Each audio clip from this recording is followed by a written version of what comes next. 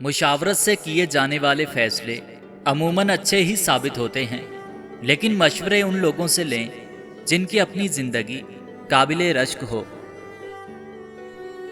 मोहब्बत अपनी गहराइयों से हमेशा बेखबर और आशना रहती है, जब तक कि जुदाई के लम्हे उसे बेदार नहीं करते।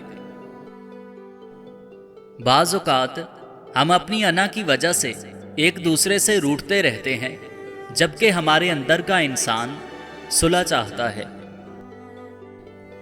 किसी को इतना इग्नोर भी मत करो कि वो आपको मनाने के बजाय थक हार के आपके बिना जीने का आदी हो जाए।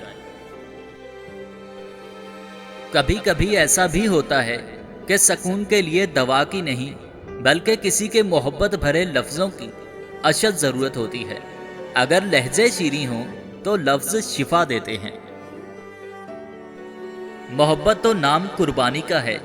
अगर मोहब्बत में आप अपने आप को कुर्बान नहीं कर सकते तो अपने जज्बे को कोई और नाम दें, मोहब्बत ना कहें। बीवी के मोहब्बत भरे अल्फाज, प्यार भरा लहजा और मोहब्बत से लिया गया बोसा थके हुए मर्द में भी जान डाल देता है।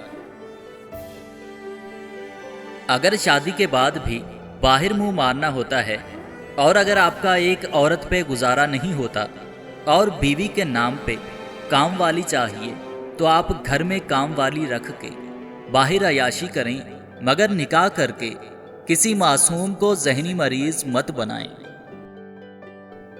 ऐ अल्लाह पाक, जो सर तेरे सामने झुकता है उसे दुनिया के सामने झुकने से बचा। ऐ अल्लाह पाक, जो हाथ तेरे सामने फैलते हैं उन्हें बंदों के आगे फैलने से बचा। आमीन सुम आमीन।